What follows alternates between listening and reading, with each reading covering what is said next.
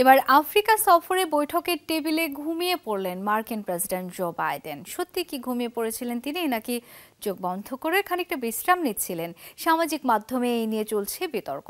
অনেকে ঠাট্টা করে বলছেন, ক্ষমতা হাত বদলের আগেই মানসিকভাবে বিশ্রামে চলে গেছেন বিদায় প্রেসিডেন্ট।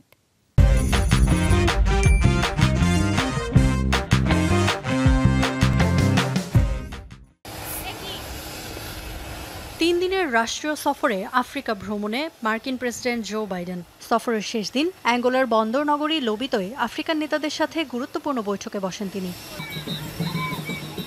একে একে বক্তব্য রাখেন অ্যাঙ্গোলা, কঙ্গো, জাম্বিয়ার প্রেসিডেন্টরা। অঞ্চলটিতে চীনের প্রভাব কমানো, কম্বো থেকে জাম্বিয়ার মূল্যবান খনি পরিবহনে রেলপথ সম্প্রসারণের মতো জটিল সব ইস্যুতে চলছিল আলোচনা। এমন জরুরি কথাবার্তার মধ্যেই ক্যামেরায় ধরা পড়ল বাইডেনের ঘুমের দৃশ্য।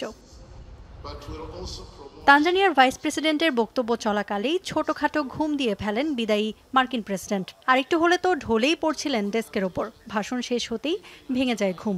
তন্দ্রাচ্ছন্ন চোখ খুলে সতর্ক চোখে তাকান চারদিকে, যেন বোঝার চেষ্টা করলেন কেউ দেখে ফেলল কিনা তার ঘুম।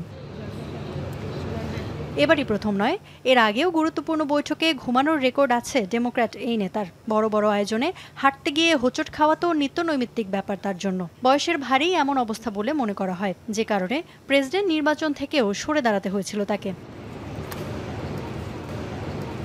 কম্বো জাম্বিয়া রেলপথ তৈরিতে $55 কোটি মার্কিন ঋণ দেওয়ার আলোচনার মধ্যেও বাইডেনের এমন ঘুম প্রমাণ করছে ক্ষমতা ছাড়ার আগেই যেন বিশ্রামে চলে গেছেন তিনি।